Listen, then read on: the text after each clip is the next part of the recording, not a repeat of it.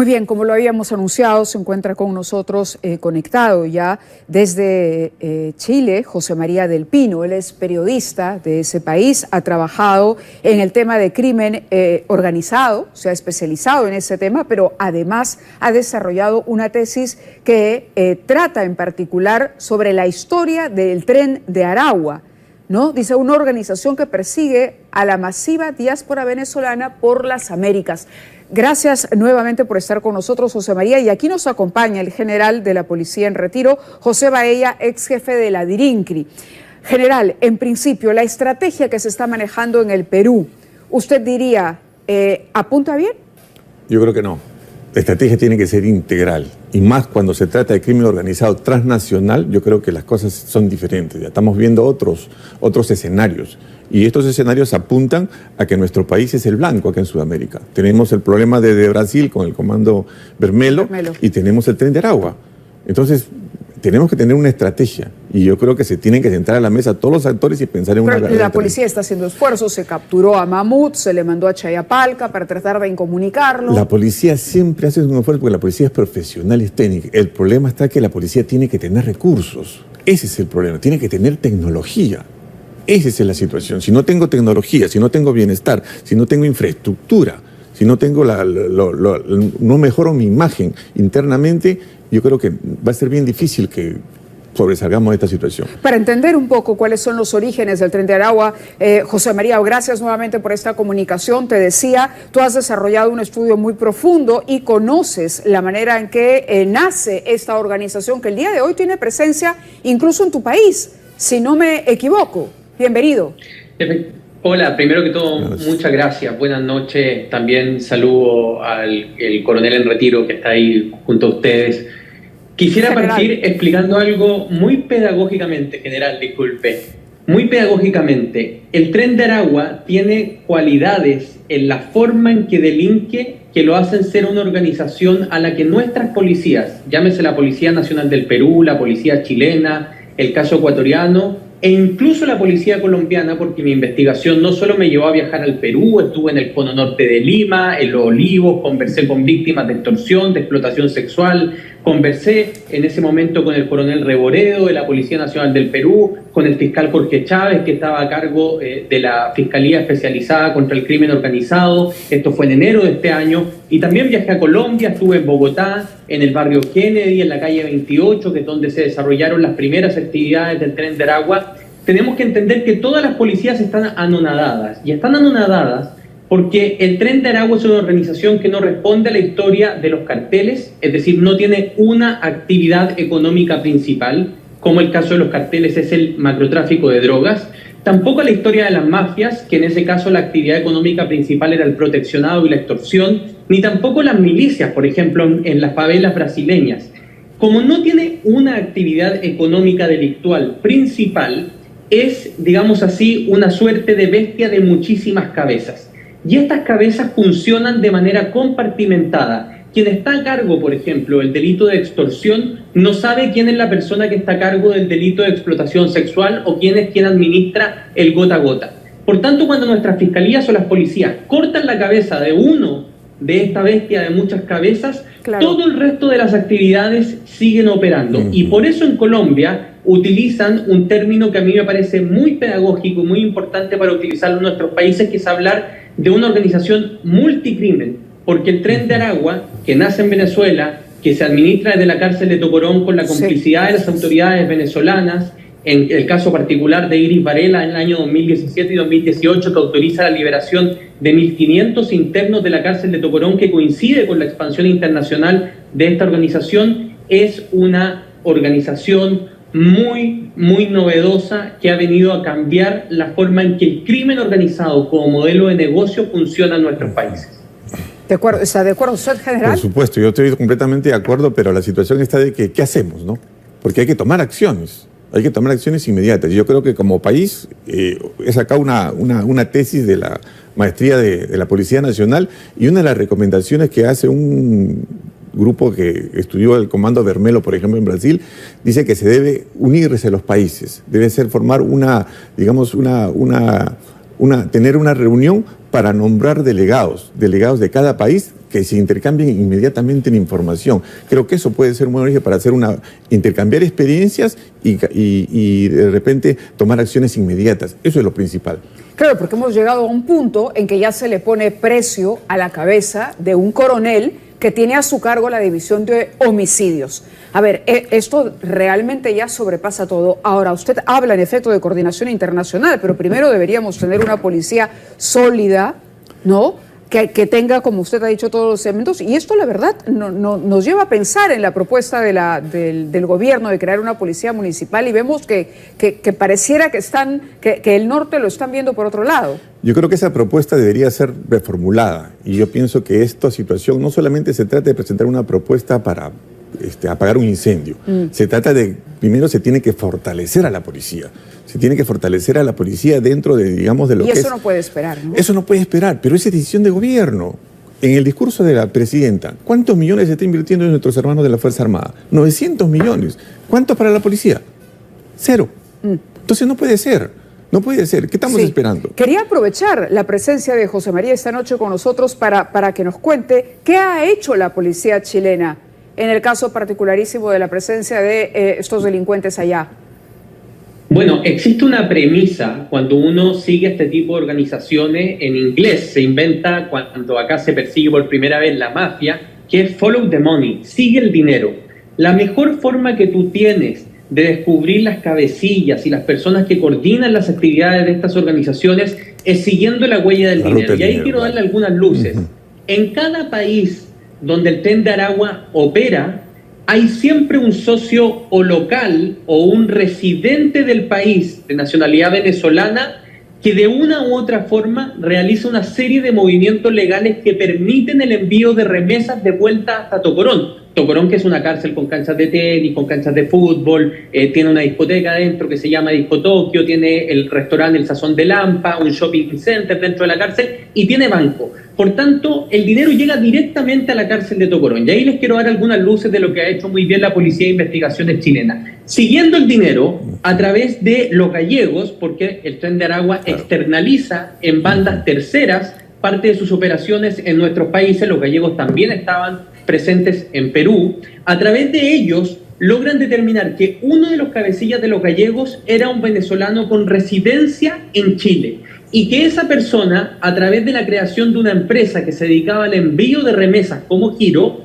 le enviaba el dinero precisamente a una sucursal que estaba a un costado de la cárcel de Tocorón. Y eso permite desbaratar completamente esa primera operación con los gallegos en la ciudad de Quillota y de Quilpué, en la quinta región de Chile. Pero como les digo, es una cabeza, es un monstruo de muchas cabezas. Cortas esa cabeza, pero aparecen inmediatamente todas las otras líneas de negocio por otro lado, y por eso quiero rescatar el punto que dice muy bien el general. Esto requiere una fuerza multinacional, pero tenemos un problema general que yo se lo quiero plantear para que lo conversemos.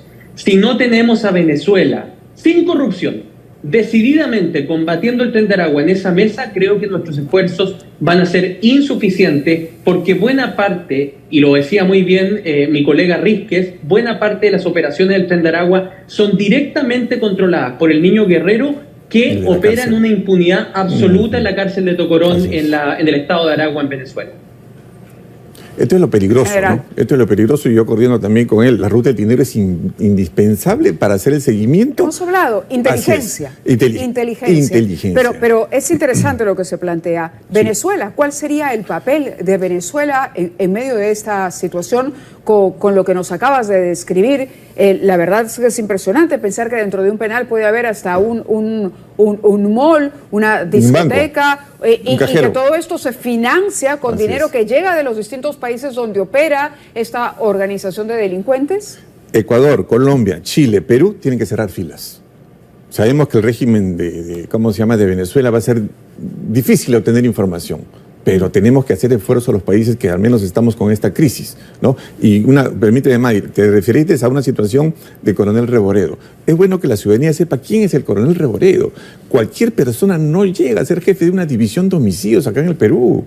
Tiene que tener una experiencia de detective de años. Y Reboredo cumple esos requisitos. Y que vengan unos extranjeros X de cualquier nacionalidad a amenazarlo y a poner precios por su cabeza, yo creo que todos los peruanos tenemos que cerrar filas y no permitir estas cosas. Sí, hay dos inquietudes que quería compartir con José María. Una es la posición que pueda tener el gobierno de Nicolás Maduro frente a esto, el interés, poco interés o por el contrario, la complicidad, me atrevo a lanzar esa hipótesis, con lo que está ocurriendo en Tocorón. Y por otro lado, el perfil de un integrante del Tren de Aragua. Conversábamos precisamente anoche con el coronel Reboredo y él hablaba de los irrecuperables. Decía que estas personas no tienen capacidad de ingresar a un penal y de alguna manera corregir, regresar a la sociedad y ser personas de bien.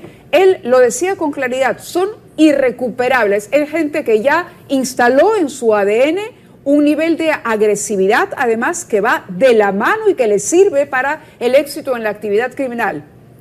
José María. Quiero partir enviando mi solidaridad al coronel Reboredo. Yo tuve la posibilidad de compartir una mañana completa con él y con su equipo en la Policía Nacional del Perú y me quedó la impresión de ser un policía tremendamente capacitado que conoce al dedillo las operaciones del Tren de Aragua. Me pudo enumerar 5 o 6 operaciones con lujo de detalle, sin siquiera mirar un apunte, y eso me habla a mí de un policía que está bien preparado, así que mi generosidad y solidaridad con él a la distancia.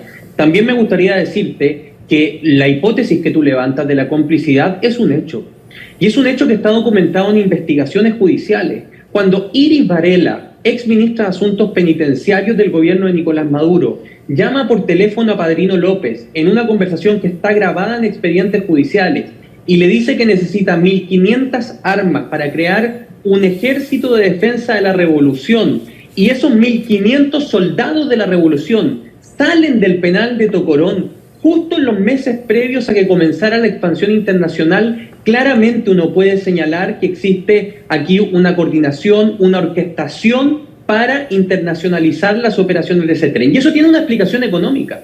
Cuando a ti se te van 8 millones de personas de tu mercado local, lo que haces es salir a buscar el mercado a aquel lugar donde se fue.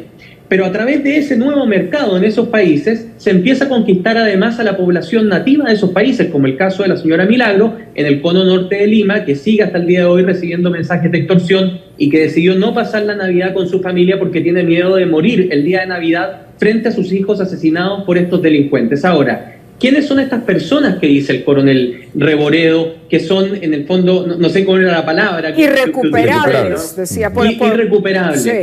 Es un fenómeno. Piensen que vienen de un país que durante la última década ha estado sumergido en la miseria. Nosotros en Chile los denominamos cachorros. Son jóvenes entre 15 y 18 años que no son primero miembros del Tren de Aragua, sino que suben delitos a sus redes sociales para que el Tren de Aragua los capte a través de la viralización de sus delitos.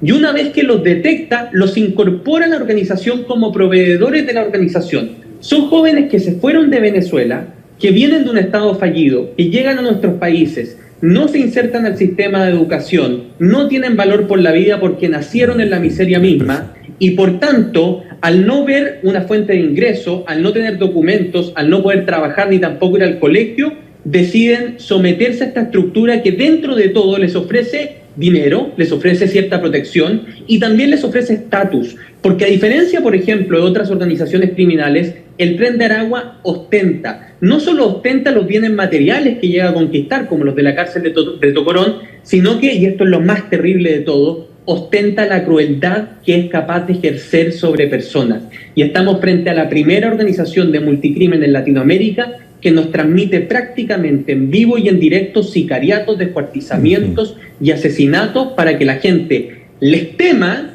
y eso además, perdón que me extienda, baja el costo de la extorsión porque ya no se necesita tener un halcón en cada calle, sino que ahora, como la gente sabe quiénes son, como les tiene miedo a la leyenda, basta que ellos saquen el teléfono de una tienda en Instagram, le escriben un WhatsApp, le dicen somos el Tren de Aragua y como ya todos vimos sus videos, simplemente se les paga y les redujo todos los costos de operación a su organización.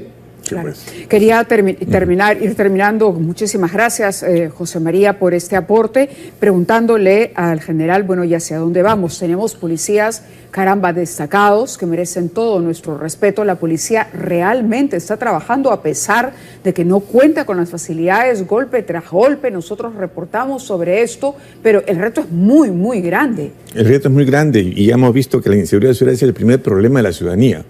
Y sin embargo, no hay la voluntad política de apoyar a la policía. ¿Y esa voluntad política cómo debería materializarse? Díganos una medida para ello. Una medida, infraestructura. ¿Cómo es posible que no tengamos una escuela de oficiales? La policía no tiene una escuela de oficiales. No tiene una comandancia general. Estamos hospedados en el Ministerio del Interior. Mire usted el Pentagonito de mis hermanos de la Fuerza Armada. Mire la comandancia de la Fuerza Aérea, de la Marina. Y la policía, ¿por qué no puede tener una infraestructura de esa manera? Yo creo que estamos equivocados y políticamente creo que hay que darle el espaldarazo a la policía porque se lo está ganando. ¿Qué le diría al ministro del Interior? Yo le diría al ministro del Interior que este proyecto creo que no va y que si quieren tener más policías en la calle, pues que bajen, digamos, los 3 años que estudian y que hagan una currícula y que salgan policías de inmediato, pero que sean verdaderos policías. Estos señores que van a salir en un contrato de 3 años, ¿dónde va a estar su mística? ¿Dónde está su amor a la policía? Van a salir con un arma y en la calle el remedio va a ser peor que la enfermedad. No, y compartir, lo que me parece más valioso de la mesa que hemos tenido el día de hoy es que hay que compartir las experiencias. Lo que nos cuentas, José María, sobre lo que ocurre en Chile y el trabajo que hacen, esto lo debería de alguna manera conocer también un grupo de élite aquí en el Perú, el grupo de élite en el Perú, compartir cuál es la experiencia o las modalidades que se utilizan en este país. Es más, tiene que haber un compromiso, ¿no?, sellado, firmado y que se pueda ejecutar de manera conjunta. Yo les agradezco a ambos, es un tema que hay que visibilizar y que hay que colocar en la agenda de nuestros gobiernos. Gracias por haber participado del programa de esta noche. Un saludo hasta Chile y gracias al general por acompañarnos con esos aportes. Vamos a la pausa y regresamos.